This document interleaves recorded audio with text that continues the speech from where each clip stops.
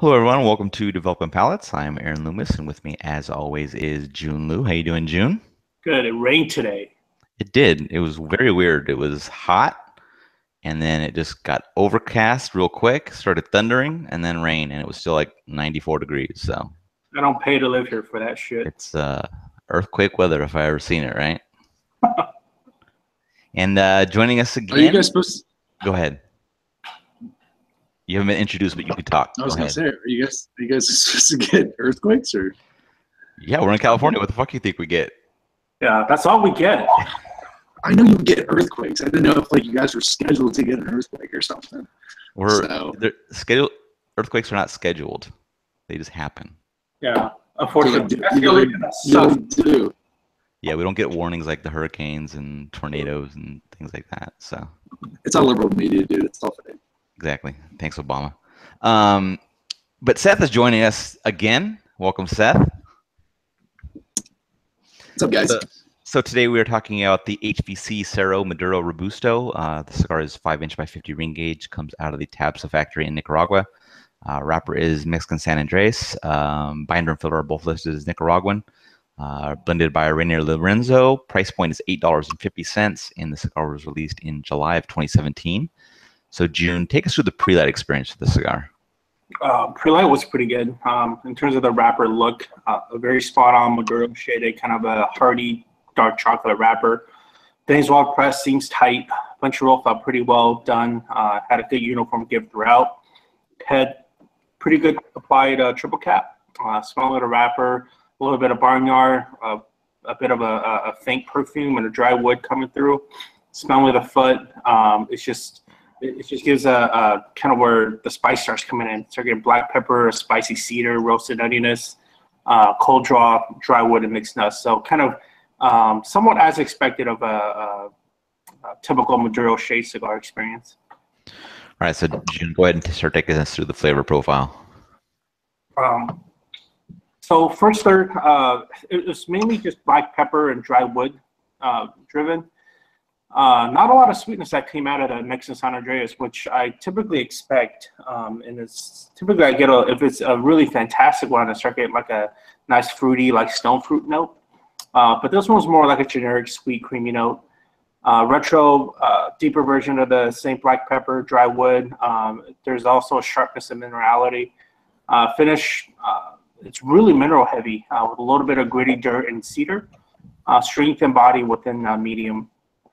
Moving on to second, third, it's more earth in a sense of more dry wood and minerals. That sweetness is unfortunately just absolutely non-existent at this point.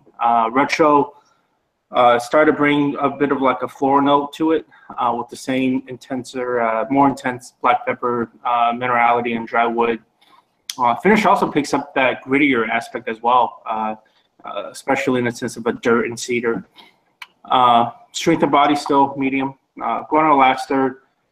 Same with the second third, except for the profile became a little bit, started getting this bitterness to it. But at the core of it, it's still dominantly earthy with dry wood and minerals. Retro's is probably my favorite part. Floral, black pepper, sharp minerals, dry wood. Finish still gritty earth and cedar. Strength starts to kind of bump up to that medium full range, and body still medium. But overall, just a lot of earth and spice is basically what I got out of this thing. Seth, what was your flavor profile like? Yeah, the first third I found actually opened up, delivering a lot of it's just earth and dried cocoa. There's some spice and toast and some espresso beans. It wasn't overly sweet, so I kind of agree with Jiunn in the first third. But it was a nice, more of a sweet spice Mexican offering in the first third. Second third, delivered a little bit more of the smokiness and pepperness. So it kind of carried on from what was in the first third, but just came a little bit, had this like smoky profile with those espresso beans, some barnyard, rich earth, toast. So I just thought second third got a little bit more complex and was actually pretty enjoyable. And then when I get into the final third, it just started losing a lot of those qualities. It just had some spiciness, some espresso bean toast. a lot of pepper. You know, it wasn't overly sweet, but I thought there's a little balance between the sweet and spice, which I enjoyed. Yeah, cigar started out for me that wood and the black pepper. Had a little bit of that cocoa as well. And then kind of a little bit further in, you know, getting closer to the end of the first third, the cocoa really picked up and kind of became even with that wood note. And it was even fuller on the retrohale. So it was really, you know, a nice chocolatey kind of start to the cigar. And strength is kind of just right at medium there. And then second third, cocoa was starting to fade out a little bit. Wood was up front, and the profile began to get a little bit dry for me. A little bit further in, the cocoa completely left, and a bit of a meaty note kind of joined in with that wood.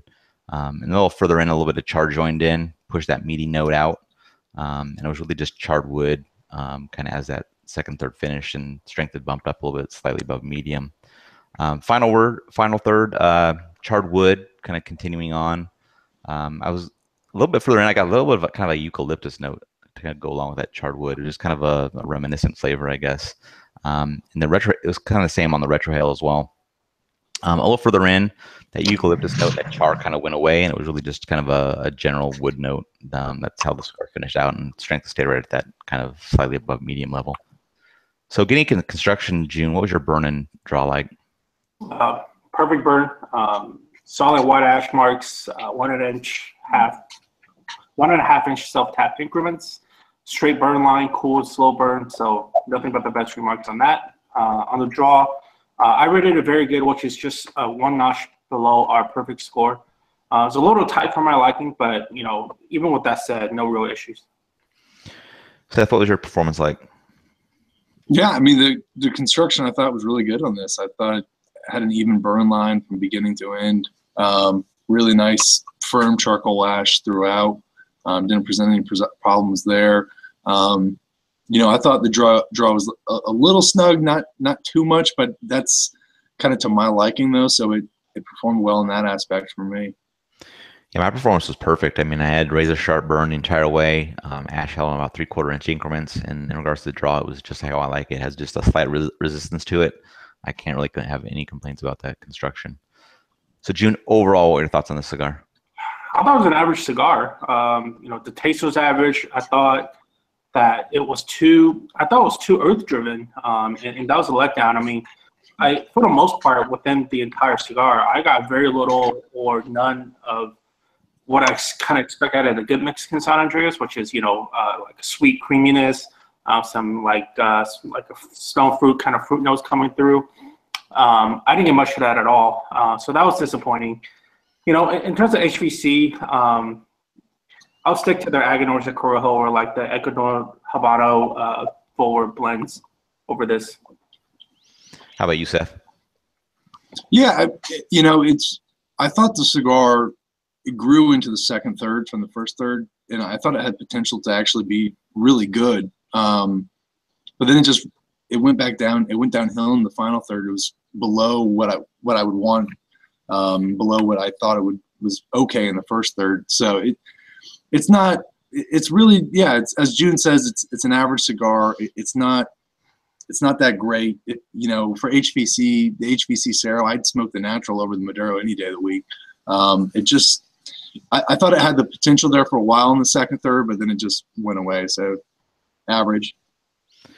Yeah, I thought it was average as well. I mean, the first third started out with a ton of cocoa for me, and if that would have just kind of continued on through the rest of the cigar, it would have scored really well for me. But it just, unfortunately, just kind of faded away, and it was really just wood dominant the rest of the way. And just like you, Seth, I'd rather smoke the original Cerro than this one. I'm not saying this is a bad cigar, but it just didn't have, just couldn't continue on with when it provided really good flavor notes. It just couldn't maintain that level. So that was a little disappointing. But I mean, if you haven't smoked an HVC before, if you smoke this one, maybe introduce you to the line or whatever. But it's worth giving one a try just to see what you think. So getting into the scores, I gave it a 6.10. Jiunn, you gave it a 5.95, and Seth, you gave it a 6.20. How do you think that matches up to your experience, Jiunn? Matched up well. I mean, the story of that is essentially average chasing profile with really good construction, which is kind of right around that upper 5 to lower 6 is my expectation. Yeah. How about you, Seth? Yeah, I mean, I think it's actually pretty good that we're all pretty close. But yeah, it's just an average cigar with really good construction, which, you know, it's kind of a bummer that it gets an average cigar. It's just, we're all like, yeah, it's good construction. I mean, that's like, this should be a damn given nowadays, but it's not. Yep. Yeah, I'm in the same boat. I gave the first third a good because that was, you know, dominant cocoa notes, but it just faded back to wood after that. So kind of got average rest away, but amazing construction for burn and draw. So that's kind of what bumps it up a little bit above the 6th level. So any other final thoughts from you guys on this cigar? That's it. Yeah, I mean, it's a Mexican offering from Casa Fernandez, and you know, I think those are either like really duds, or they can be really big successes, and I think this was just kind of flop right down in the middle, but nothing to write home about. Yep, exactly. All right, if you're just catching this video on YouTube, be sure to subscribe to us, but also check out the full written review on the website, developingpalates.com. Be sure to follow us on all the social media channels, Facebook, Instagram, Twitter, and Google+. And you can catch all of our review recaps on podcasts, so iTunes, Google Play, and Podbean. Thank you for tuning in, and we will catch you on the next one.